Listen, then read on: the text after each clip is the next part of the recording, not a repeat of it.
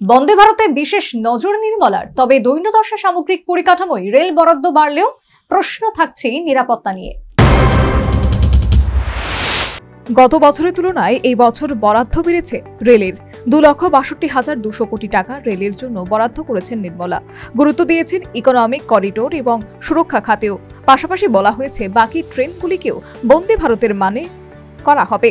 তবে প্রশ্ন থাকছে রেলের যাত্রী নিরাপত্তা নিয়ে, কারণ গত বছর রেলে বরাদ্দ খুব একটা কম ছিল না। প্রায় 2,40,00,000 কোটি টাকা পেয়েছিলেন রেল মন্ত্রক। জোর দেওয়া হয়েছিল কবচেও। তারপরেও সম্প্রতি একের পর এক রেল দুর্ঘটনায় স্বজন হারিয়েছেন দেশবাসী। জমা পড়েছে রিপোর্ট, প্রশ্ন উঠেছে সামগ্রিক পরিকাঠামো নিয়ে।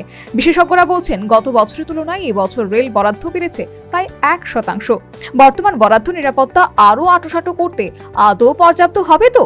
এবারের প্রাণহানি আটকাতে পারবে তো কবচ 4.0? এছাড়াও কেন্দ্র জানিয়েছে বাকি ট্রেনগুলিকেও বন্দে ভারতের মানের করা হবে। তবে সেই ভাড়া যে পকেট ফ্রেন্ডলি হবে তার নিশ্চয়তা কোথায়? এছাড়াও যাত্রীরা জানান বর্তমানে নিত্যযাত্রার জন্য পর্যাপ্ত ট্রেন নেই। একটি ট্রেন বাড়লে খুব সুবিধে হয় তাদের। উপরন্তু যে ট্রেনগুলি রয়েছে সেগুলিও পরিষ্কার পরিচ্ছন্ন নয়। এখানে ট্রেন বাড়ানোর কথা বলছেন, আর পাশাপাশি বর্তমানে যে সমস্ত ট্রেন চলছে সেক্ষেত্রে কি যথেষ্ট ভালো পরিষেবা রয়েছে? বা আপনারা যারা মানে যাতায়াত করেন, এবং আপনি যেমনটা জানাচ্ছিলেন আপনি দূরপাল্লায় যাতায়াত করেন, সেক্ষেত্রে একজন সাধারণ যাত্রী আপনার কি মনে হয় যথাযথ পরিষেবা পাচ্ছে কি? পরিষেবা পাচ্ছে বলতে পরিষেবার মধ্যে কিছু ত্রুটি রেলওয়ে ডিপার্টমেন্টের আছে, যেটা নাকি যে সুন্দরতা বোধ বা যে পরিষ্কার পরিচ্ছন্নতা থাকার কথা ছিল সেই টাকা রেলে সেইগুলা সচরাচর নেই।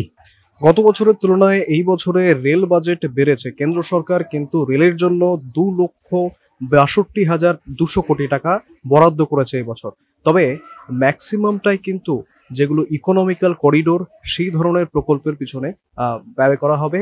পাশাপাশি যা রেলের যে দুর্ঘটনা আমরা দেখে এসেছি দেশে এই কদিন ধরে, সেই দুর্ঘটনা রোখার জন্য সেই কবচ সিস্টেমকে, নিরাপত্তা ব্যবস্থাকে আরো আঁটোসাঁটো করার জন্য সেক্ষেত্রেও ব্যয় করা হবে। তবে এ নিয়ে একটা প্রশ্ন থেকেই যাচ্ছে। বিশেষজ্ঞ মহল কিন্তু প্রশ্ন করছেন যে পরিমাণ বরাদ্দ হয়েছে সেটা আদৌ পর্যাপ্ত হবে কিনা। পাশাপাশি আমরা দেখেছি বা শুনেছি বাজেটে বন্দে ভারতের বিভিন্ন ট্রেনগুলিকে বন্দে ভারতের ক্যাটাগরি বা বন্দে ভারতের মতো উন্নত করা হবে। তবে যারা নিত্যযাত্রী রয়েছেন, যারা দূরপাল্লায় যাত্রা করছেন, নিম্নবিত্ত মধ্যবিত্ত পরিবার থেকে আসছেন, তাদের পক্ষে কি এই বন্দে ভারত ট্রেনগুলি অ্যাফোর্ড করা সহজ হবে? তারা কি অ্যাফোর্ড করতে পারবেন?